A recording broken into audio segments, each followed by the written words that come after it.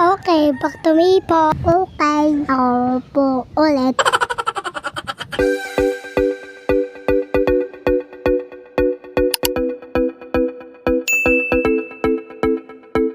Hello, hi po! Kamusta po kayo? Ngayong araw po ay maglalaba si Mama. Astig! Sino ka dyan? Marunong na mag-voice over yung aking pangalawa.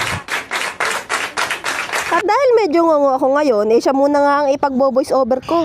Okay, back to me po. Habang nag-iigib si Mama, si Kuya naman ay naglilinis ng isda. Kabakaw po kasi siya kanina. Si Bunso naman nanghingi ng saging kalalula. Tapos pinigyan si Mama. Marami po kakawin si Mama.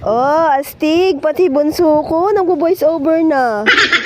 At dahil meron akong ubot sipon ngayon, sila nga muna yung sasakop ng voice over ko para sa video na to. Okay, ako po ulit.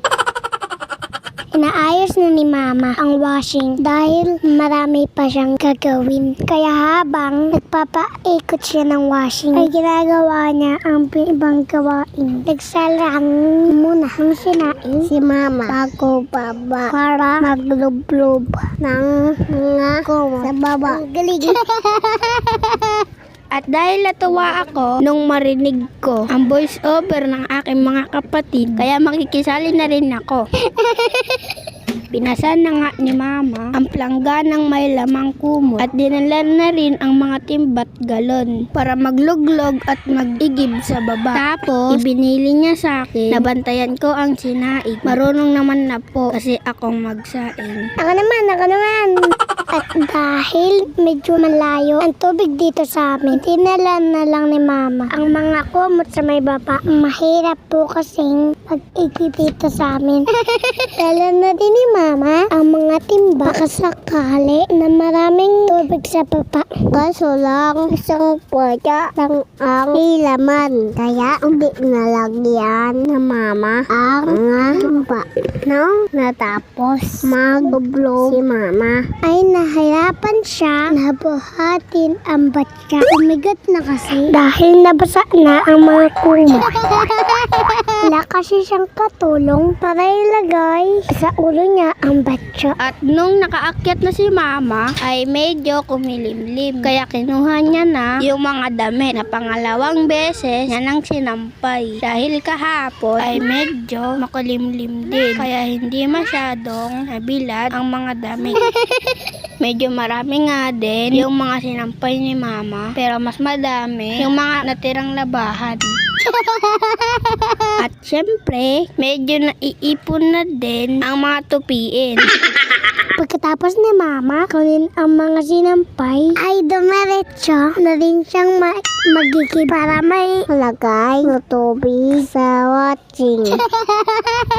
Pinipilit nga ni Mama na tapusin sana ang tambak na labahin bago sumapit ang bagong taon. Ang kaso, hindi niya kayang tapusin. Ay, nako, ako na nga lang magtapos. Abutin ako ng siyam-siyam bago ko matapos to. 5 minutes na nga lang. Pero at least, naka 3 minutes sila kahit mas marami talaga yung laro kaysa sa voice over. Lobat na kasi yung cellphone kaya ako na lang ang magtatapos nito. Anyway, habang nagpapaikot nga ako sa washing, sinabay ko na nga rin magprito ng mga isda na nabakaw ni Kuya. Siya nga kasi yung naglinis kanina, kaya ako naman ngayon ang magluluto. Ganyan kasi talaga tayong mga nanay, kaya natin pagsabay-sabayin yung mga gawain, lalo na kapag ganitong may washing, diba? Habang nagpapaikot, gumagawa ng ibang gawain. Kung nagugulat nga po kayo dahil sa tambak na labahan ko, ako po ay hindi na nagugulat kasi hindi na po yan bago sa akin, char. Ang hirap kasi talagang ubusin mga nay, kapag nakaubos ako ng mga ilang batya, may nadadagdag na namang isang batya. Diyos mio. Malakas kasi talaga silang magpalit ng damit, lalo na dito sa amin talaga namang puro kalupaan. Eto nga, tinabot na ako ng gabi dahil nga yung tubig sa amin medyo mahirap. Sa gabi na nga ako nakakapagbanlaw. Inuna ko nga lang muna itong mga kumot kasi hindi naman ito masyadong mahirap labhan. Tapos sinunod ko na rin banlawan yung mga dikulay na mga damit namin. Pagka ganito nagbabanlaw at nagsasampay, inaabot talaga ako ng gabi dahil mas madaling ang magbanlaw sa amin kapag kagabi dahil mas malakas ang tubig at saka walang kaagaw sa tubig. Hindi ko na nga sana isasampay kasi medyo inaantok na nga rin ako. Ang kaso nga lang naisip ko, baka mamaya kapag hindi agad naisampay, bumaho ang amoy. Sayang naman ang downy. Kaya hinahanger ko nga lang muna siya, tapos pinapahanginan ko para nga makasingaw din yung kanyang amoy. Pagpasensyahan nyo na nga po pala yung boses ko kasi talaga namang ngongo ako ngayon at meron nga akong ubot sipon. Pinilit ko lang i-voice over to para nga mabawasan naman tong laman ng gallery ko. Pina-voice over ko sana sa 3 bulinggit, ang kaso nga lang, napagod na nga raw agad sila.